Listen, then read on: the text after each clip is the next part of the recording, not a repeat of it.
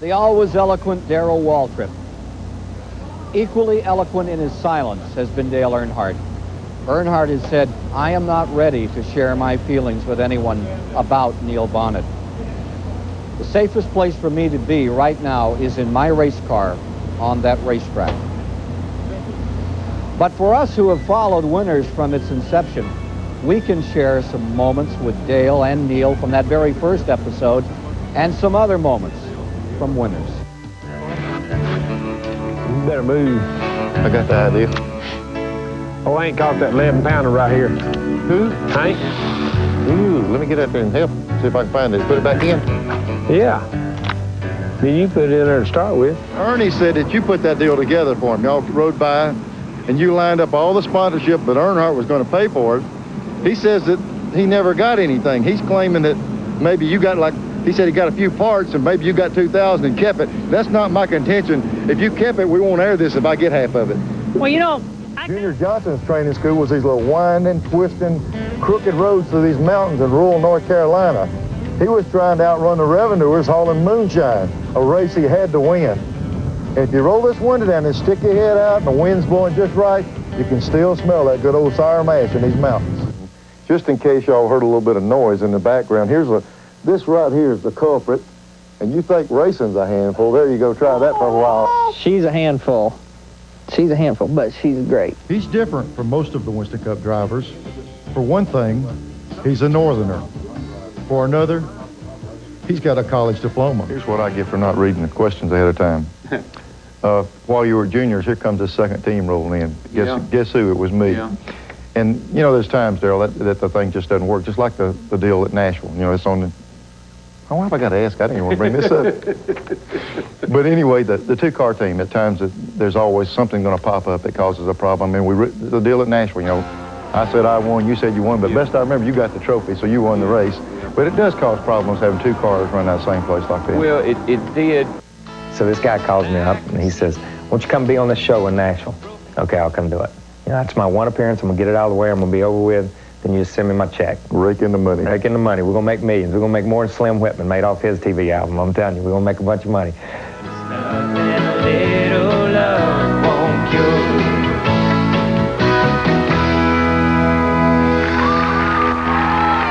So I leave there and get on a plane and fly to California because we're racing at Riverside at that point in time. So I get off the plane out there and I'm talking to some fans and stuff, and they said, hey man, we saw you in Nashville. Saw you on Nashville Now. And I said, really? I said, were y'all just in Nashville on vacation or something? And they said, no. I said, well, how'd you see it? Oh, we get it on TV out here. And I said, what do you mean you get it on TV? And they said, you've never seen Ralph Emery? And I said, no, I don't know who Ralph Emery is. Don't you just leave it in Nashville? Hey, I thought it was like a Nashville program. You know what I mean? And like 500, 1 million people in Nashville is going to see it, but the rest of the country is not going to know how bad a singer I am. Neil Bonnett was a great host of Winners. He was equally great as a TV analyst, as your sidekick in the booth. He had an innate sense about what people needed to know, and he could communicate it so not just race fans, but so everyone could enjoy it. He was a tremendous ambassador for the sport. For my nickel, he was the best analyst in the history of the game.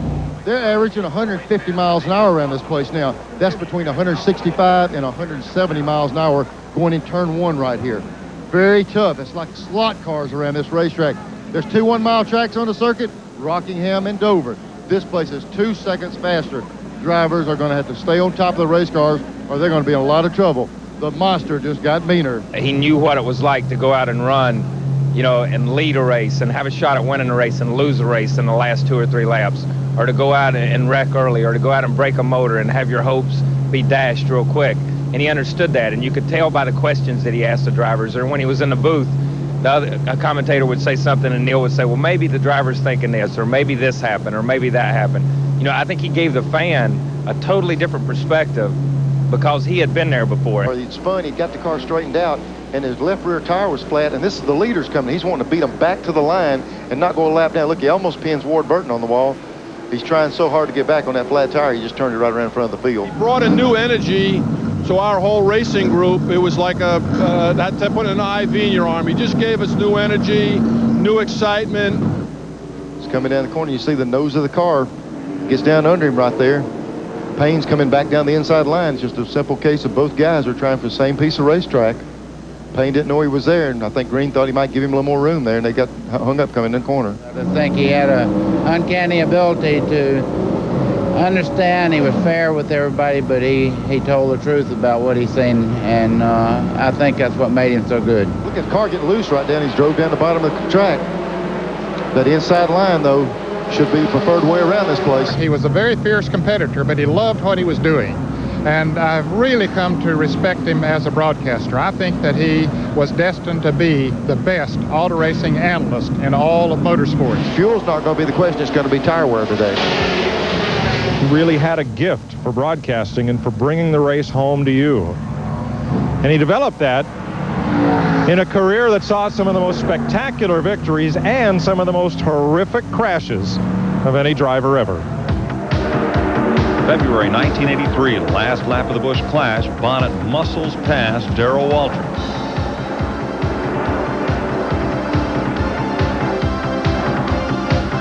The melee ensues behind him. Bonnett comes off turn 4 to be declared the fastest of the fast. Wins the Busch Clash.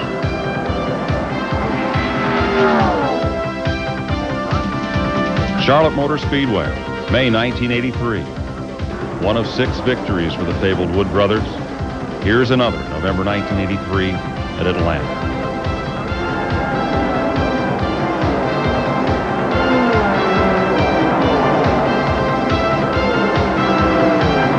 As Baker trying to save anything. Here's Bonnett coming to the inside. 3 wide behind him. Bonnett going to the inside. Cale Yarborough comes through. Baker falls to third. Baker was a sitting duck, no question about it. He knew it. There was nothing he could do about it other than to try to trap the back pass. All right, keep your eye on number 28, Cale Yarborough, who has qualified for the Daytona 500 at 201 miles an hour. He's got 1 shot left. Here they come to the line. Yarborough down the inside. Bonnett throws the block. Give it to Bonnett. 2 years in a row, he wins the Clash. The first driver to ever do something. At Richmond, Bonnett hard into the wall, breaks his neck, doesn't realize it for 2 days. Here at Charlotte, sustains a badly broken leg.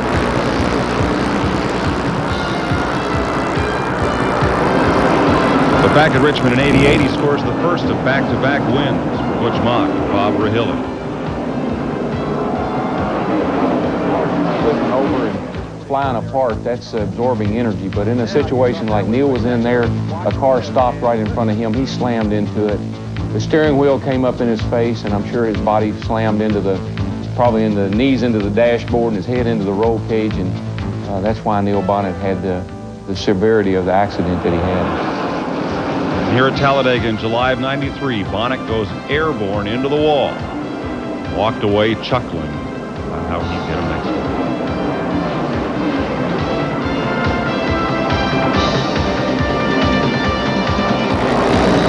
When Bobby Allison was injured in a short track crash at Elko, Minnesota, he brought a young pipe fitter and short track driver from Alabama as his relief to Richmond. Tired of answering questions, the young fella in a borrowed suit put a duct tape over the owner's name and put Neil Who with a question mark.